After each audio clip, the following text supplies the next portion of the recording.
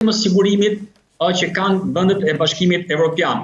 Ndërkohë që kur vjen ke molekulat, pra lloji të barnave që ne përdorim inovative, ne kemi domethënë 62 nga 80, ja 80 molekula të kardiologjisë, ne 62 përdorim të ne. Ndërkohë që në botë, në Evropë përdoren edhe 75% të tyre janë molekula inovative.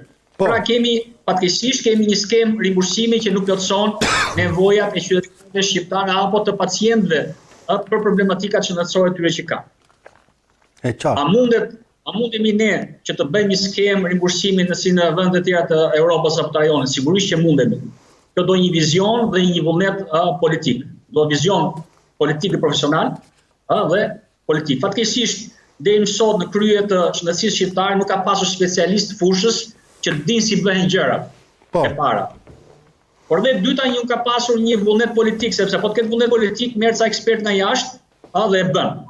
Atëherë si rimbursohet në Europë?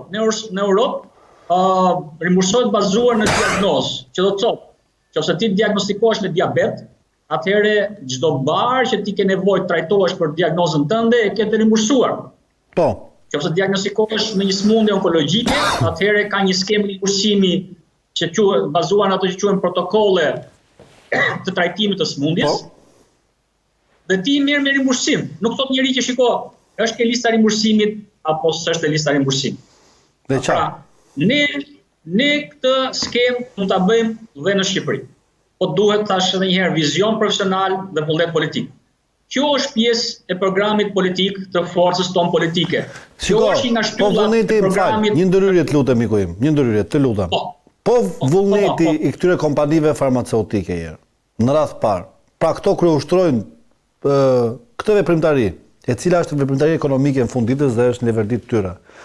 Këto po mos ketë mekanizma, kontrolli dhe frenimi, këto e shikojnë si një politik ku duhet shesin sa më shumë ilaçe, nuk kanë në cilë kategoritë kush i blen, apo kanë dhe ato një rol, i cili duhet jetë human, mendoj unë, ne duhet të i përshtatet nevojave, kushteve dhe mbi të gjitha cilësisë edhe ekonomisë ka qytetarë shqiptar, por cili është mekanizmi që i kontrollon këto? Pra përgjegjësia direkte, kush e ka që cakton cilat barna janë të rimbursueshme, cilat jo, çmimi i tyre dhe cilësia. Kush është autoriteti konkret kompetent gaze? Dhe roli i këtyre kompanive farmaceutike, e dua kështu në parim të përgjithshme se ne s'na interesojnë emrat të përveçëm. Kemi dy institucione kryesore në Shqipëri. Një është Ministria e Shëndetësisë Politikë Bërëse, e cila përcakton çmimet, ose më saktë themi miraton çmimet çdo vit bazuar në çmimet që çojnë kompanitë farmaceutike.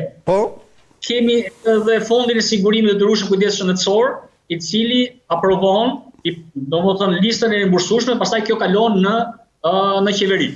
Pra miratohet me vendim qeverie. BKM. Pra kemi Ministrinë e Shëndetësisë, Fondin e Sigurimit të Rrushëm Shëndetësor, pastaj në fund fare kemi edhe qeverinë. Pra po të shikosh kemi 3 institucione që ka të bëjë me politikë bërje. Prandaj thash duhet vullnet politik.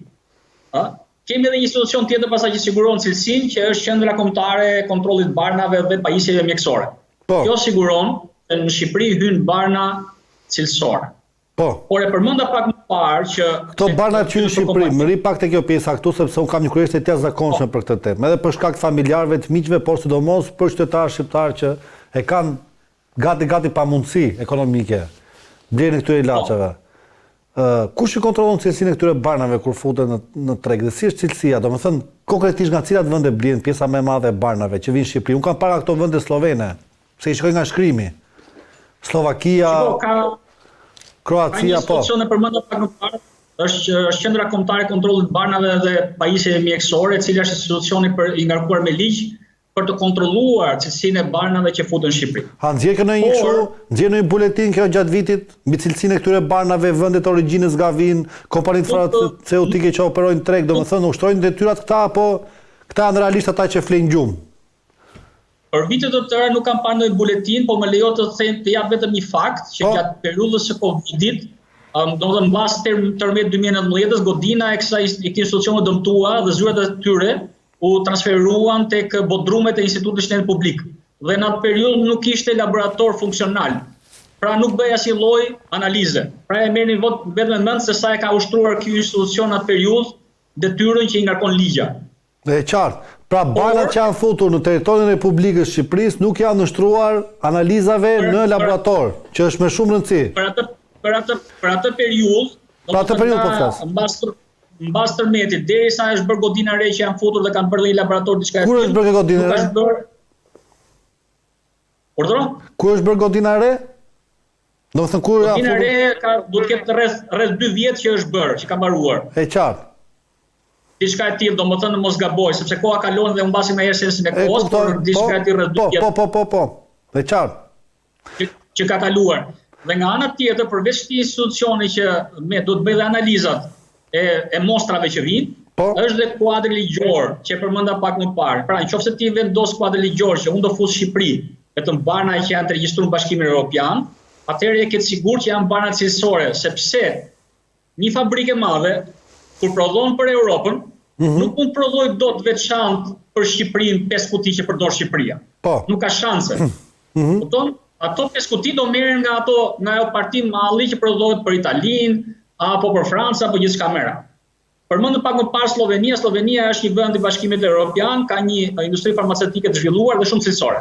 Por nuk është problemi i Slovenisë apo vend tjerë Bashkimit Evropian, është problemi i vendeve të origjinës pasigurt, që do të thotë ka fabrika të cilat nuk janë të certifikuara në atë parë që prodhojnë bana cilësore. Që quhet ajo certifikata GMPs, Good Manufacturer Procedure, pra procedura të prodhimit të mirë. Pra ka fabrika që nuk e kanë certifikat dhe sjellin banat e ne sepse ja lejon ligja. E qartë.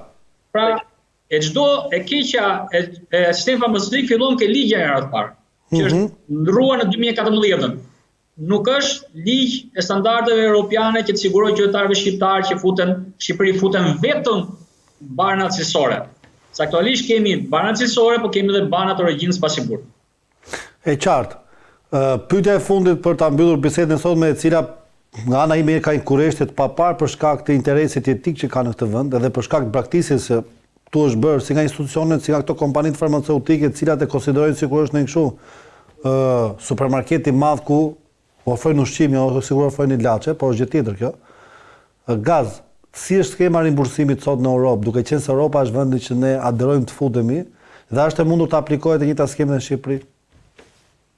Pra, çdo qytetar shqiptar që ta dëgjon, e di, e ka provuar, mas e ka provuar një kurrizin e vet, po të tafë në tyre, që kur shkon ke mjeku i familjes apo specialisti në Greqi, Itali, në Francë, në Gjermani, ai thotë ke këtë diagnozë, dhe i jep recetën dhe shkon i merr me rimbursim. Pra nuk i thot njëri shiko se nga këto 4 bana që ti ke nevojë, 2 i ke me rimbursim, 2 nuk janë nisë rimbursimi dhe blesh me lekë në dorë. Dakor? E para. E dyta, ka të bëjë me çmimin. Dhe ne ka bana që rimbursohen 50% kanë nga ato 100%. Dhe këto 50% çmimin ta paguajë qytetari shqiptar. Ndërkohë që Gjermania për shembull, i cili është një vend goxha me nivel të lartë social me të ardhurat mira, kur personat që marrin bana me rimbursim e shumta mund të paguajnë një 5 euro bilet apo tiket që thon Itali, si pjesë, si bashkëpjesëmarrje në rimbursimin e banave. Shumta që mund të paguajnë 5 euro. Kurse qytetar shqiptar, po të pyesësh pensionistët, mund të harxojnë edhe gjysmën e pensionit, dhe një pension tërë për të marrë banat për mjekimin mujor. Sepse duan që banat cilësore të marrin banat cilësore, duke